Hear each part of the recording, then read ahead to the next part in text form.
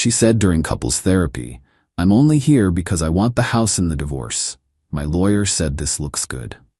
I stayed calm. Good to know. Then I stopped the session, called my attorney, and had divorce papers drafted using her recorded confession. When her lawyer heard the therapist was willing to testify, I, 37 male, recorded my wife, admitting she's faking couples therapy to steal my house. Her lawyer's reaction was priceless. We'd been in couples therapy for 6 weeks. Dr. Philip Morrison, decent guy, expensive office downtown. $280 per session. Valerie, 35, suggested it after I caught her texting her work husband Trevor at 2 a.m. Nothing physical happened, allegedly, but the emotional affair was obvious. I agreed to therapy because 14 years of marriage deserved the effort. Session 7 started normal. Dr. Morrison asked about our communication patterns. Valerie gave her usual performance, tears, hand gestures, the works. Derek just doesn't hear me anymore. I'd been quieter than usual that day. Something felt off. The way she kept checking her phone between responses, how she'd smile slightly when Dr. Morrison wrote notes. Then it happened. Dr. Morrison stepped out to grab water, said he'd be back in 2 minutes. Valerie immediately pulled out her phone. "Yeah, we're almost done," she said to whoever answered. "No, he's buying it completely. Miss Hartley said 6 more sessions should be enough to show I tried everything." Pause. She laughed. "Oh, I'm definitely getting the house." Hartley said the judge loves when one spouse makes genuine effort while the other just sits there like a bump on a log. Derek's too stupid to realize what's happening. My blood went cold, but I kept my face neutral. Pulled out my phone slowly, opened the voice recorder app. Hit record. Valerie continued. "I don't even care about fixing anything. Trevor and I have plans once this is done, but I need the equity from the house first. That's like $340. Plus alimony for at least 5 years since I went part-time for his career." She basically spat the last part. Hartley said showing up to therapy while he acts distant and uncommunicative makes him look like the problem. "The therapist's notes will back me up in court. It's perfect." Dr. Morrison's footsteps in the hallway. Valerie quickly said, "Gotta go, he's coming back," and pocketed her phone. Dr. Morrison walked in with his water, sat down. "Okay, where were we?" I stood up. "Actually, I think we're done here." Valerie blinked. "What?" "Derek, sit down. We're in the middle of—" "Dr. Morrison, I need to ask you something. Are your session notes considered legal documents that can be subpoenaed in divorce proceedings?" He looked confused. "Well, yes, potentially. Why?" "Because my wife just admitted she's only attending therapy to make me look bad for our divorce. She's planning to use your notes to claim she tried to save the marriage while I refused to engage." Valerie's face went white. "That's not— you can't just—" I pulled out my phone, hit play. Her voice filled the room. "Judge loves when one spouse makes genuine effort while the other just sits there like a bump on a log. Derek's too stupid to realize what's happening." The color drained from her face completely now. Dr. Morrison sat back in his chair. "Mrs. Reeves, is this true?" I was venting. "That's taken out of context." "The context," I said calmly, "is that you've been lying to both of us for 6 weeks. Dr. Morrison, I'm terminating our therapy effective immediately. I'll need documentation of today's session, including what just occurred." "Derek, you can't," Valerie started. "Actually, I can. Dr. Morrison, can I get that documentation within the week?" He looked between us, professional mask slipping slightly. "Mr. Reeves, I can provide a summary of our sessions, but regarding what just happened, I'll need to consult with your ethics board. Please do. I'm sure they'd love to hear about a client using therapy as a legal weapon." Valerie grabbed her purse. "You're being ridiculous. This is why we need therapy. You overreact to everything. I'm going to call my lawyer now. You might want to call yours and explain what happened." I walked out, got to my car, hands shaking now, adrenaline hitting. But I made the call. "Garrison Law Offices. I need to speak with Mr. Garrison. It's Derek Reeves. Emergency." 2 hours later, I was in Leonard Garrison's office. He's a pit bull in a suit. Expensive, but worth it. I'd consulted him months ago when things started getting weird with Valerie. He listened to the recording 3 times. "Derek, this is incredible. She literally confessed to fraud. Can we use it?" "In our state? Absolutely. One-party consent for recordings. Plus, she made these statements in a quasi-medical setting she was actively misusing. Any halfway decent judge will allow this. What about the house? He leaned back. The house is marital property. She'd normally have a claim regardless. But this recording shows malicious intent and deception, combined with the therapist potentially testifying about the manipulation. He smiled. Sharks have friendlier smiles. We can make her life very difficult. Make the call. File for divorce. I want her out. Give me 48 hours. Update 1. Papers were served Tuesday morning. I was at work. Valerie called 19 times in 2 hours. Didn't answer. Finally got a text. We need to talk. This is insane. I'm coming home early. I'd already moved into the guest bedroom and changed the Wi-Fi password over the weekend. Small, petty victories. She got home at 3 p.m. I was in the kitchen making coffee. Derek, what the hell is this? Waving the divorce papers. Legal documents. You're familiar with those. You can't just file for divorce without talking to me. Why not? You spent 6 weeks lying to me in therapy without talking to me. That recording is illegal, Miss Hartley said. Miss Hartley is wrong. One-party consent state. The recording is perfectly legal. Also, Dr. Morrison is willing to provide a sworn statement about what happened. She went pale again. He can't do that. Therapist-client privilege doesn't apply when a client admits to actively defrauding the therapeutic process. Garrison already confirmed it with Dr. Morrison's legal team. This is vindictive. We can work through this. I just looked at her. Valerie, you called me stupid. You said I was too dumb to realize you were manipulating me. You planned to take everything and run off with Trevor. What exactly are we working through? I didn't mean those things. I was upset. You were calculating. There's a difference. Her face hardened. The mask dropped. Fine. You want to play it this way? Miss Hartley is the best divorce attorney in the city. You're going to regret this. Maybe. But you're going to regret that phone call more. She grabbed her phone, went into our bedroom, slammed the door. Heard her screaming at someone for the next 30 minutes. Wednesday morning, got an email from Garrison. Valerie's lawyer requested a meeting, emergency conference call scheduled for Friday. Friday came. Conference call at 2 p.m. Me, Garrison, Valerie, and Miss Hartley on the line. Miss Hartley started immediately. Mr. Garrison, this filing is premature and inflammatory. Your client ambushed mine with... My client recorded his wife admitting to therapeutic fraud for financial gain. Would you like to hear it again? Silence. Furthermore, Garrison continued, Dr. Morrison has agreed to provide testimony regarding the manipulation of his professional services. The state board is also reviewing Mrs. Reeves's conduct. That's... Miss Hartley's voice was tight. That recording was obtained under duress. Duress? She was sitting in a therapist's office making phone calls about legal strategy. That's the opposite of duress. My client is willing to negotiate. No negotiation, I cut in. She gets half the savings, her car, her personal belongings. I keep the house. No alimony. Valerie's voice exploded through the phone. Half the savings? That house has $340,000 in equity. I'm entitled to. You're entitled to nothing after committing fraud, Garrison said smoothly. But we're feeling generous. Take the offer, or we go to court with the recording and Dr. Morrison's testimony. Your choice. Long silence. Miss Hartley spoke quietly. We'll need time to discuss. You have until Monday. After that, the offer expires and we pursue full sanctions. The call ended. That night, Valerie tried a different approach. Knocked on the guest room door around 11 p.m. Derek, can we please talk? I opened it. She was in pajamas, makeup off, trying to look vulnerable. This is crazy. We can fix this. I'll drop the house claim. We'll do real therapy, please. No, Derek, I made a mistake, a big one. But 14 years. 14 years where you called me stupid behind my back. 14 years where you planned to rob me blind. No thanks. I never cheated.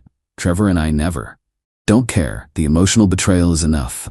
Plus the legal scheming. Pack your stuff, Valerie. You're done here. Her face shifted again. Vulnerability gone, replaced by cold fury. You're going to regret this. Miss Hartley has strategies you can't even imagine. Looking forward to it. She turned and left. Heard her making calls until 3 a.m.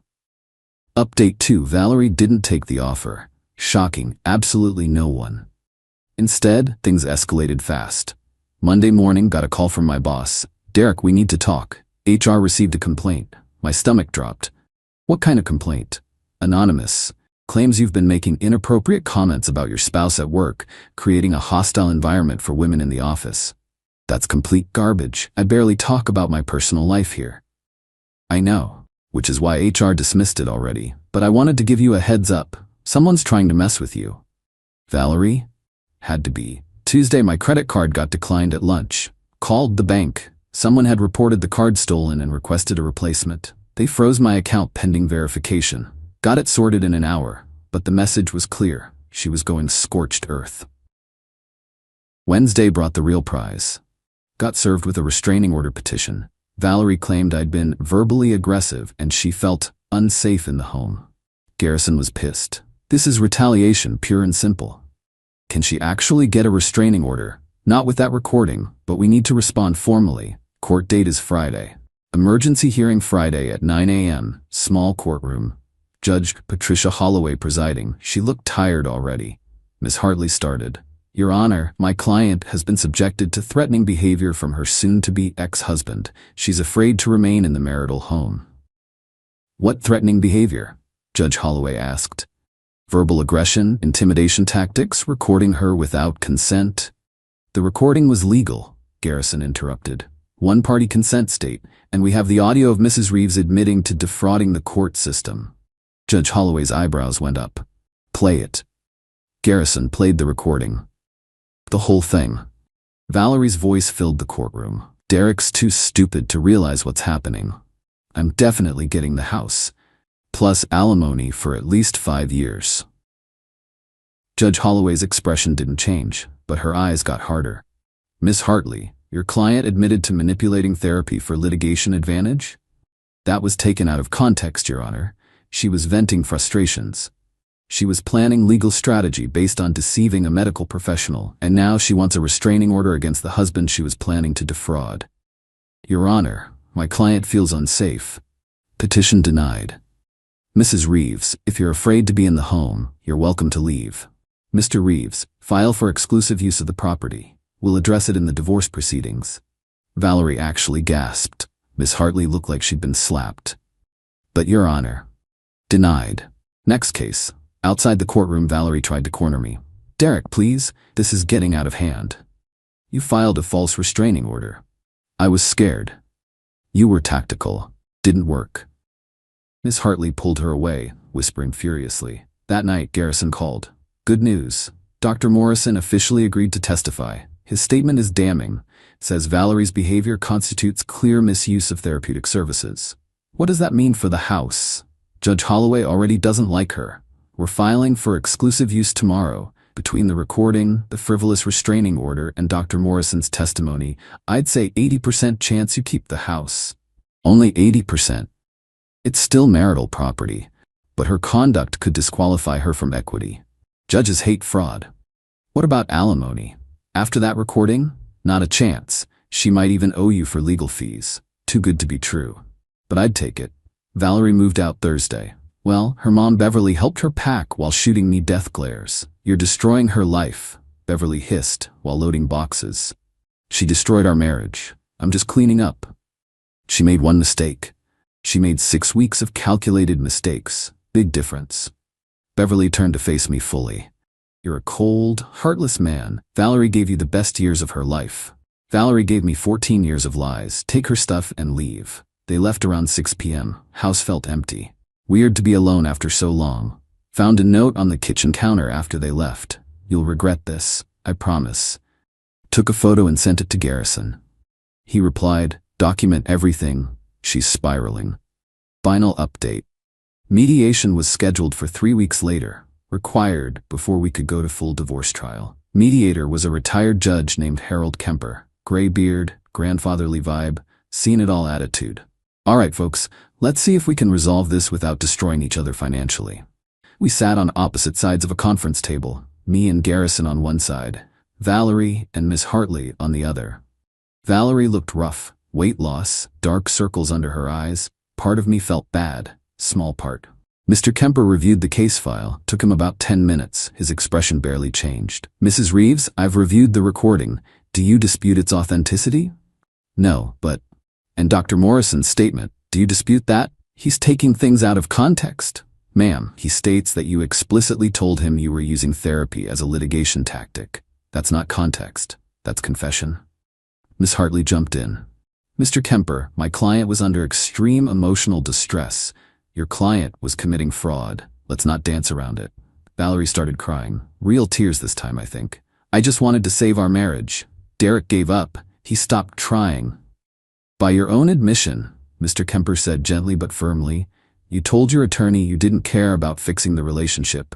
You wanted the house equity. Those were your words. I didn't mean them. Mrs. Reeves, I've mediated 300+ divorces. When someone says explicitly what they want and how they plan to get it, they usually mean it. Silence. Valerie's tears kept flowing, but she looked defeated. Mr. Kemper looked at me. Mr. Reeves, what are you seeking? The house. She takes half the savings, about $85K. She keeps her car, her personal items, her retirement account. No alimony. Clean break. That's less than half the marital assets, Miss Hartley protested. The house equity would normally make it even, Garrison said. But given the fraud, we believe Mr. Reeves deserves compensation. Compensation? For what? 6 weeks of paid therapy that was a complete sham, emotional distress, filing fees for the frivolous restraining order. Mr. Kemper nodded slowly. Mrs. Reeves, here's the reality. If this goes to trial, Judge Holloway will hear that recording. She'll hear Dr. Morrison testify. She already denied your restraining order. You're not winning the house. You might not even get half the savings. Valerie looked at Miss Hartley desperately. Miss Hartley sighed.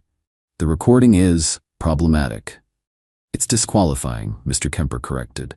Mrs. Reeves, take the offer. Walk away with $85 and rebuild, or gamble in court and potentially leave with nothing. Valerie stared at the table for maybe 3 minutes. Felt like an hour. Fine, I'll take it. Smart choice, Mr. Kemper said. Papers were drawn up that week. Valerie signed without ceremony. No final confrontation, no dramatic speech, just signatures and legal stamps. The divorce was finalized a month later. I kept the house. She got $85, her car, her retirement account, no alimony. She had to pay her own legal fees. Mr. Hartley had billed her close to $18 by the end. Heard through mutual friends that Valerie moved across the state. Living with Trevor now, apparently. They're renting a small apartment. Her mom, Beverly, tells anyone who'll listen that I stole everything from her daughter. The friends who believe that weren't worth keeping anyway. The house feels different now. Quieter. I've started remodeling the kitchen, something Valerie always vetoed. Painted the bedroom a color I actually like. Small reclamations. Dr. Morrison sent a card apologizing for the situation, said he should have spotted the manipulation sooner. I wrote back thanking him for testifying. Can't imagine that was fun for him. Garrison framed the recording. No joke. He printed out the audio waveform and hung it in his office. The therapy confession case, he calls it. Says it's his favorite win of the year. Some people ask if I regret recording her. Honest answer? No. She was planning to rob me blind while pretending to save our marriage. The recording just exposed what was already true. Would I do it again? Absolutely. Did I lose something? Yeah. 14 years of a life I thought was real. Found out it was just convenient for her, until it wasn't. But I kept my house, my self-respect, my sanity. That's worth more than any settlement.